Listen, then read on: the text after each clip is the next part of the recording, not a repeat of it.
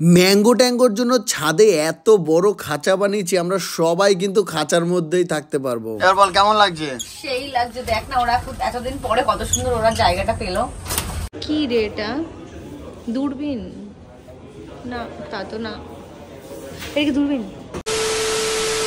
Mango tango তো আমাদের বাড়িতে চলেই এসছে, কিন্তু এই গরমের মধ্যে ওরা ঠিক করে থাকতে পারছে না আর ওদের অনেক কষ্ট হচ্ছে। তাই আমরা ডিসাইড করলাম ওদের জন্য অনেক বড় একটা ছাদে খাঁচা বানাবো। তাই আমি আর বাবা চলে গেছি বাজারে, আর বাজারে গিয়ে এই নেটগুলো কিনে নিয়েছি 20 ফুটের মতো। কিন্তু এত গরম বাইরে টেকা মুশকিল হয়ে যাচ্ছিল। যাই হোক, ওভারঅল চলে এসছে বাড়িতে নেট, আর বাবা এদিকে মেজারমেন্ট করে কেটেও ফেলেছে।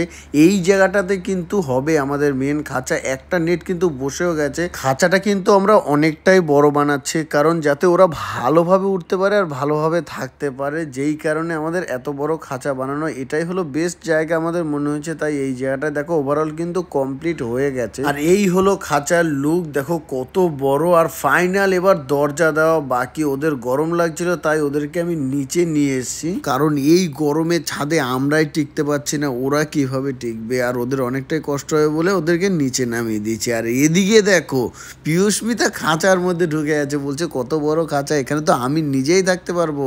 দেখো আমিও ঢুকে গেলাম, কারণ বড় খাঁচার একটাই কারণ যাতে ওরা ভালোভাবে উঠতে পারে। কিন্তু উঠতে উঠতে না আবার এই ফাঁকাটা দিয়ে পালিয়ে যায়। এই ফাঁকাটা যে করেই হোক বন্ধ করতে হবে। দেখো খাঁচার ভেতরে এরকম জায়গা রয়েছে, আর এই যে ট্যাঙ্কির নিচে জায়গাটা, এই জায়গাটাতে ওদের বক্স ফিট করব।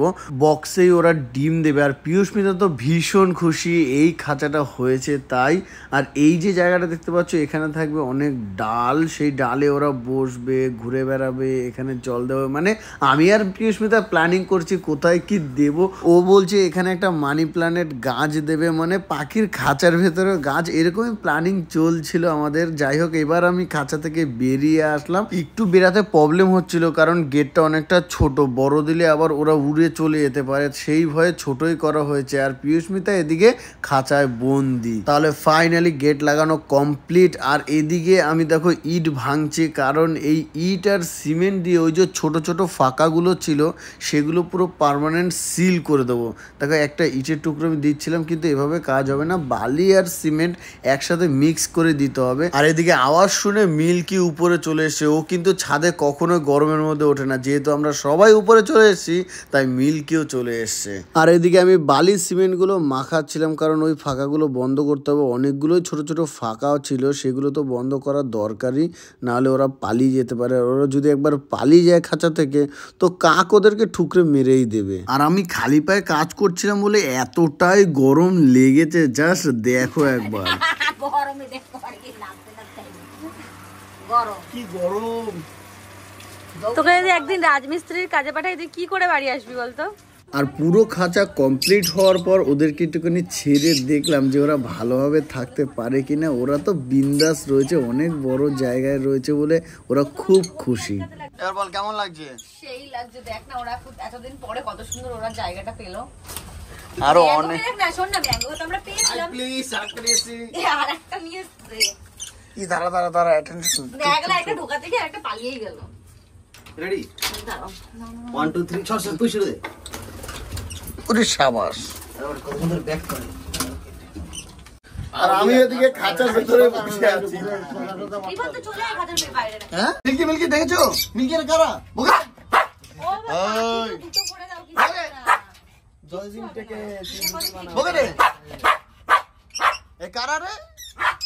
এরা কারা? মিল্কি চুপ চুপ চুপ, বেশি বেশি চুপ। মিল্কি বকা দিচ্ছে যে এই ঈদের জায়গায় এখানটা হলো, এই যে বক চলে গেছে। তোকে এবার খাঁচার মধ্যে আটকে দেবো বেশি করে। চলে আসো চলে আসো। আসবেই না, দূর। ওরা আসলো কেন এত বড় জায়গায়? এবার ওরা এই যে ম্যাঙ্গো ট্যাঙ্গোর বাচ্চা, এই তো লাঠিতে বসেছে একজন। আস্তে আস্তে বসবে, ওদের অভ্যাস হয়ে যাবে। লোক না থাকলে বসবে। সেই লাগছে, মনটার খারাপ। দেখো ওই দেখো ভয় ভয় হয়ে যাচ্ছে ম্যাঙ্গো সব ট্যাঙ্গ। চলো তোমাদের দেখা যায় আজকের ম্যাঙ্গো ট্যাঙ্গো কিভাবে রয়েছে। দেখো ম্যাঙ্গোর মুখে কিছু একটা রয়েছে। কি করছিস ম্যাঙ্গো? এই মা ফেলে দিল, ওই যে দেখেছো, ওই যে ওটা ছিল। এই দেখো সব কটা বসে আছে। এই ট্যাঙ্গোর মুখে কি ওটা? তোরা কি বাসা বানাচ্ছিস? ওদেরকে এখনো বাক্স দেওয়া হয়নি, এখন দেখতে পাচ্ছি ওদেরকে বাক্স দিতে হবে, কারণ মুখে করে মানে বিচুলি বা অন্যান্য জিনিস খড়কুটো নিয়ে যাচ্ছে, ওগুলো দিয়ে ওরা বাসা বানানোর জন্য নিয়ে আসছে। যাই হোক, কেমন লাগলো এই ওদের ম্যাঙ্গো ট্যাঙ্গোর ঘরটা অবশ্যই কিন্তু কমেন্ট করে জানিও। অ্যাকচুয়ালি ছাদে অনেকটা জায়গা ছিল, বাট ওখানে করা সম্ভব ছিল না, এটাই বেস্ট মনে হয়েছে, তাই এখানটা করেছি। ওরা বেশ মজায় আছে। এই দেখো ম্যাঙ্গো আর ট্যাঙ্গো বসে আছে, আর এইটা হলো ম্যাঙ্গো ট্যাঙ্গোর বাচ্চা, কত বড় হয়ে গেছে দেখতে দেখতে, তাই না? আর এখানটা ওদের খাবারগুলো দিয়ে দিয়েছি, এখানে একটা রয়েছে, এখানে একটা রয়েছে, এখানে একটা রয়েছে, আর এখানে জল রয়েছে, আর নিচেও ওই জায়গাটায় জল রয়েছে। যাই হোক, ওদেরকে ডিস্টার্ব করবো না, ওরা আশা করি ভালোই আছে। আর আমরা বিকেলবেলা একটা হোম থিয়েটার কিনতে যাবো, সেটা এই রোদটা পড়ে গেলেই যাবো, যেতে দেখি কটা বাজে। আর গাছে এই গরমে কিন্তু সেরকম একটা ফুল ফোটে না, তাও মোটামুটি কয়েকটা ফুটেছে, এদিকে জবা ফুটেছে, মুসেন্ডা ফুটেছে, আরো অনেক কিছু রয়েছে। চলে এসছে অ্যালামুন্ডা। আচ্ছা, তোর কাছ থেকে তো শিখলাম। তো আমাদের গাছে অনেকগুলো কিন্তু কাগজ লেবু হয়েছে, কাগজ লেবু হয়েছে, গন্ধরাজ লেবু হয়েছে, দাদা তোমাদেরকে একবার দেখাই। এই দেখো, এটা হচ্ছে গন্ধরাজ লেবু, টাচ করছি না। এই কাগজি লেবু কিন্তু অনেক তপস্যা করার পরে ফলন এসছে, কি বলি? মানে এই গাছটাকে মা সব সময় বকা দিত, পাশের বাড়ি থেকে কলম কেটে নিয়ে এসেছিল, লেবুটা খুব পছন্দ হয়েছিল বলে।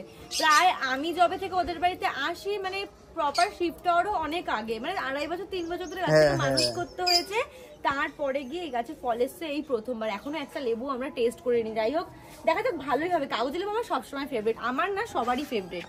আর এখানে সব রয়েছে শশা গাছগুলো। এই শশা গাছগুলো কবে যে বড় হবে, আজ খুব তাড়াতাড়ি ফলন দিয়ে দেবে। আর এখানে লাগিয়েছি আমি কিছু চারা, যেগুলো আমি এখন বলবো না যেগুলো কিসের চারা রয়েছে, এগুলো কিন্তু গাছটা হোক, ফল হলে তারপর তোমাদের দেখাবো যেগুলো কিসের চারা।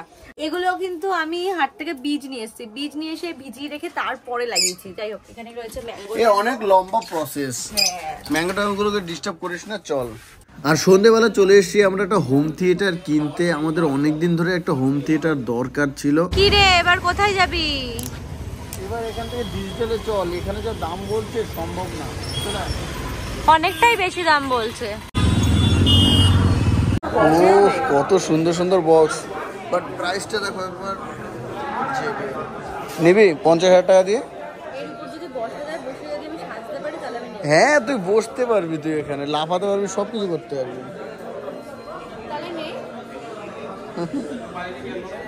ছেলেটা নিতে এসেছিল হোম থিয়েটার, মানে এত দাম হোম থিয়েটারে, সেই দুঃখে কি দেখছে।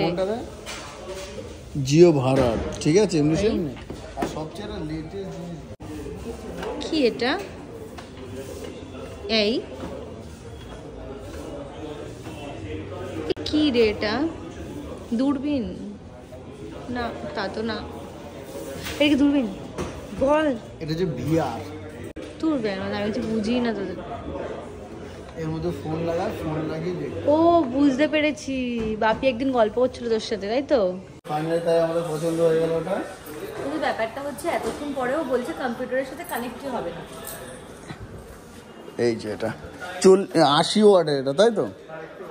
আর আমরা 600 টাকা দিয়ে এক্সট্রা 2 বছরের রিপ্লেসমেন্ট, 700 টাকা 2 বছরের রিপ্লেসমেন্ট ওয়ারেন্টি নিয়ে নিয়েছি। মানে কিছু যদি হয় 2 বছরে পুরো একদম নতুন দিয়ে দেবে।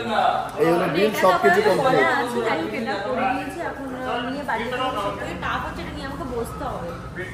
নিতে পারবি এত বড় জিনিস পেছনে নিয়ে বসে? দেখা যাক।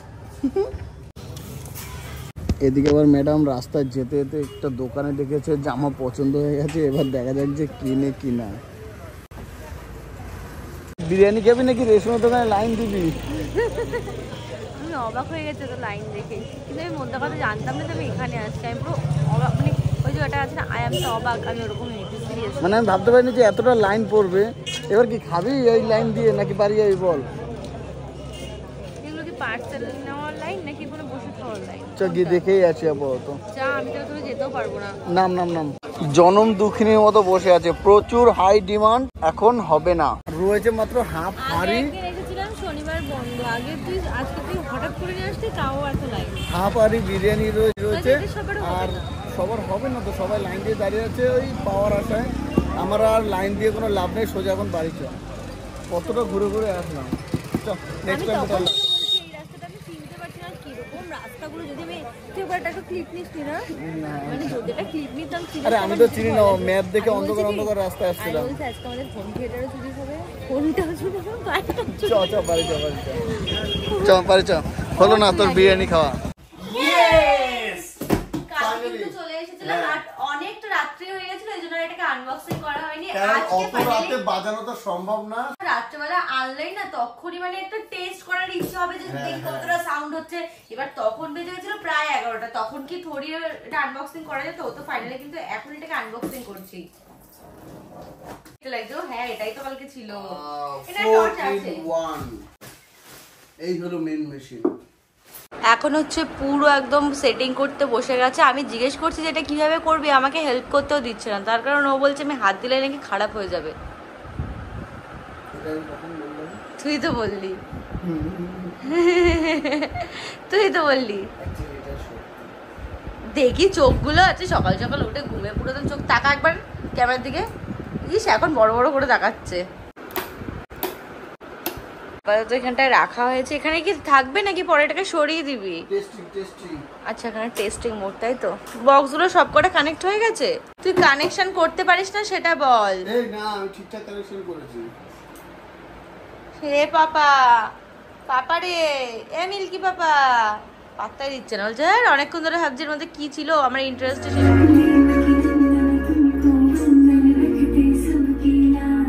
আপাতত এখানে রাখলাম, এখনো পুরোপুরি সেট করিনি। এবার তোমাদের একটা গান শোনা, শোনো।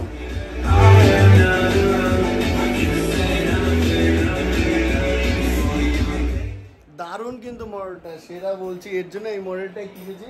যাই হোক ওভারঅল অনেকদিনের ইচ্ছে ছিল যে এরকম একটা সাউন্ড সিস্টেম থাকবে আমাদের ঘরে। অ্যাকচুয়ালি কম্পিউটারে না ছোট ছোট বক্স, এবার এইটা লাগিয়েছি পুরো প্রপার সাউন্ড পাবো। যাই হোক কেমন লাগলো তোমাদের ব্লগটা অবশ্যই কিন্তু কমেন্ট করে জানিও। দেখা হচ্ছে তোমাদের সাথে next blog. So tata, bye bye, love you all. Love you all.